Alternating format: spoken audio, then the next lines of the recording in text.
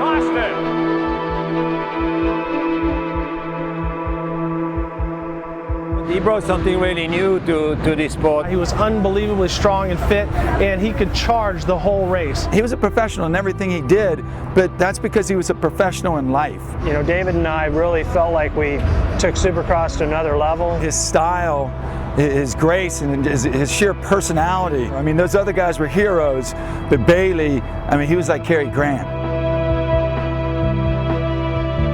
For a guy like David, we always thought, you know, somebody else would get hurt, but we thought he would be the last one it would happen to, and unfortunately it did happen. This guy's the best, the smoothest, never crashes, and now he got hurt and paralyzed. David had ups and downs, you know, he had to pick himself up and regroup and deal with the situation head on. What David achieved on a motorcycle is legendary. Does it surprise me what David's done after his injury? No, not a bit. But more importantly, what he achieved after his accident is just as impressive. He became an icon on ESPN. He won the Hawaii Triathlon, became a proud father, and he continues to be the icon of American motocross.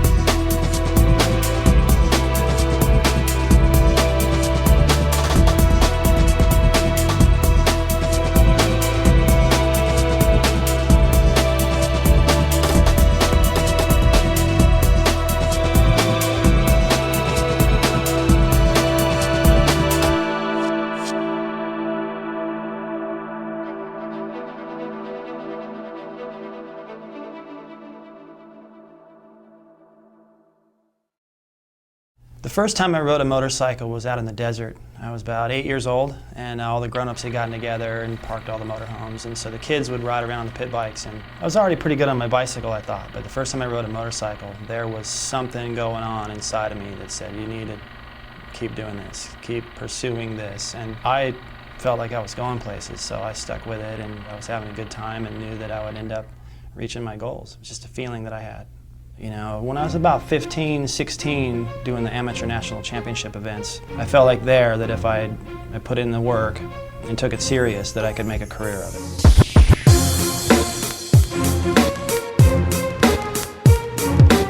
After signing with Honda in 1982, that's when things really started to take off for me, because I knew I was on the best bike, with the best team, and a rider who had a lot to do with me even wanting to race in the first place, Roger DeCoster, was now my team manager. I think he was the first rider that really figured out that to slow down, to go faster. He figured that out before anybody else. And to make things better, the very next year, they signed Bob Hanna. So I had two of the people that helped me, besides my father, get involved in motocross to begin with. One's my teammate, one's the manager. That was the season, thanks to an injury from Bob, that I won everything. From there, I got the confidence to just keep on winning. Once you win one, you know you can do it again. So having a teammate over there like Bob early on, and then Johnny O'Mara, we started training, and which was a neat experience because it led to some training and things after motocross. And it's always important when you retire from something that was so big part of your life to have a little something else to do so you don't just fall off that cliff when you retire. It's unlikely you'll find a greater collection of talent than what Team Honda was in the mid-1980s. Bob Hurricane Hanna, Johnny O'Mara, Ronnie Lachine, and of course Ricky Johnson. Those guys were the New York Yankees of motocross.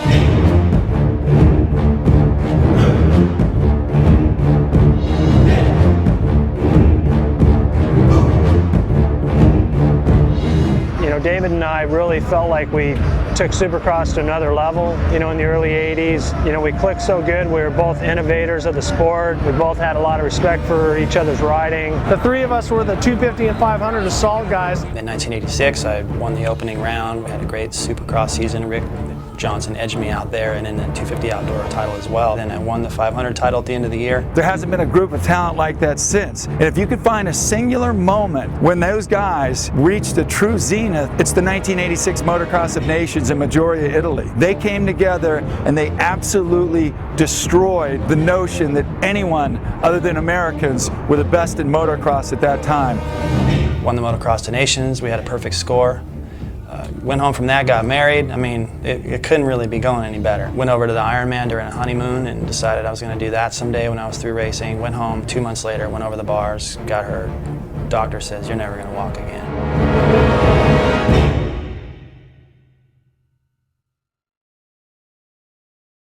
A goal I always had from a kid, and when I started doing well and when I was winning, was what every athlete wants to do, and that's go out on top.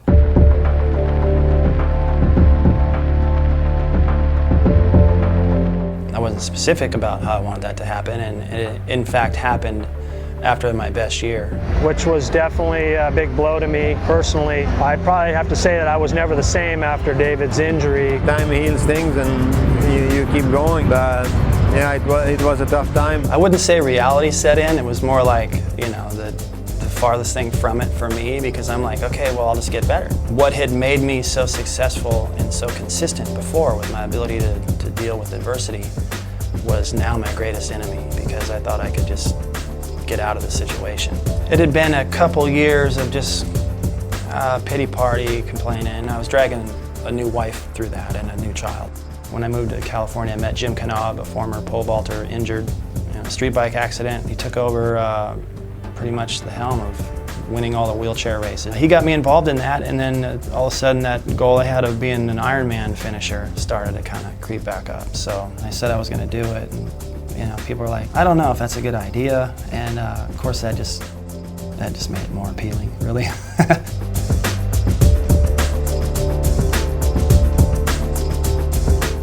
I figured I could finish the first year. I got third out of 4. The second year I went back, got second. I was leading and felt I should have won, had some physical issues and had to pull off.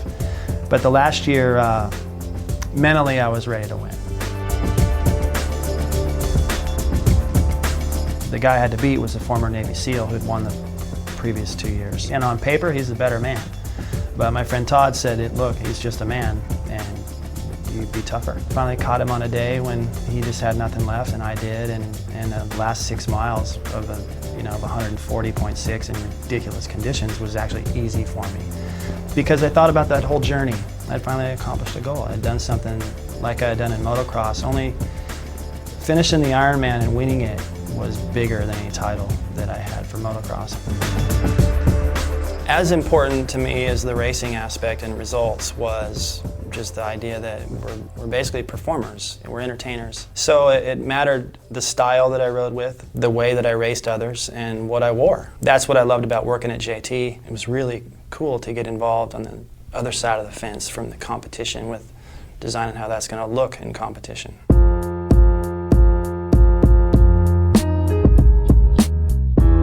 I met David at JT Racing when I was at the time art director. John Gregory, the owner, just to say, hey, you know, Mark, David Bailey's coming down.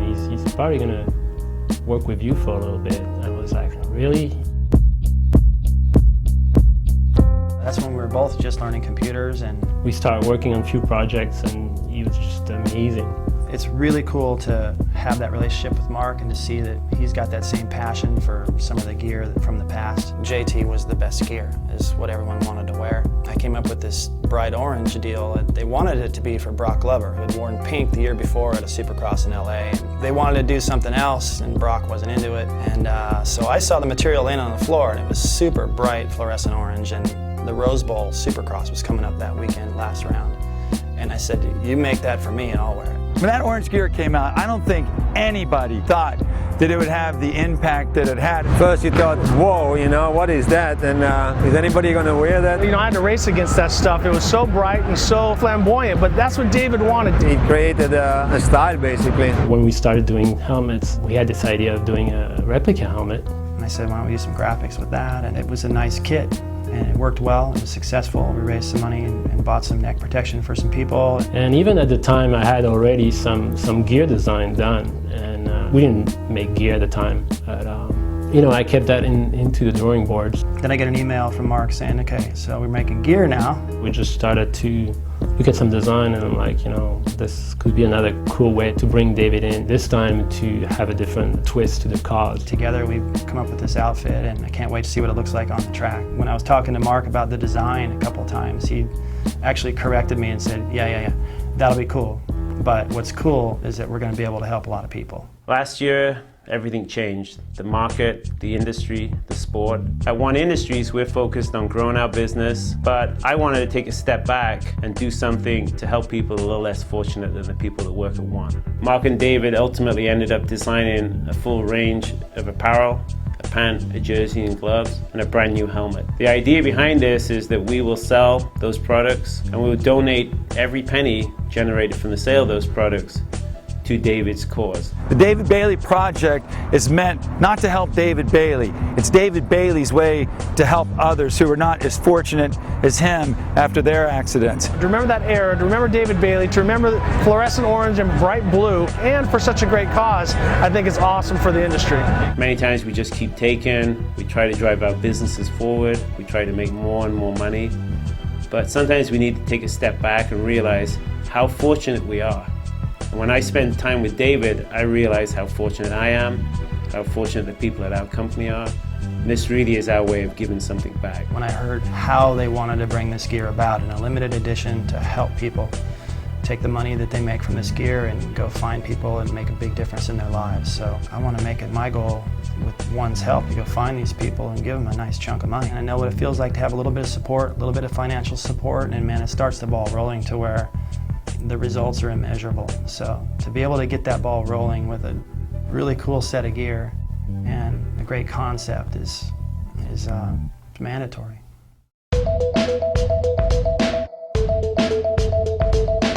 He's a true champion. To do what he did, coming back and do the Ironmans and all that, it shows how much willpower, how much character he has. Didn't surprise me. Whatever David wanted to do, he still could do it. Those things mean a lot to David, and they should. I mean, if you take David Bailey's life after the injury, it's phenomenal. I mean, he's my hero. Even though David Bailey's been in a wheelchair for the last 24 years, you have to say he's much more of a man and stands taller now than he ever did. When I look back, there's not a championship or a race or something that I didn't get to do. I either did all the races, won them all, rode for the best team. Everything I dreamed of as a kid, plus some more, already happened. So when I look back at my career, that's what I'm most proud of.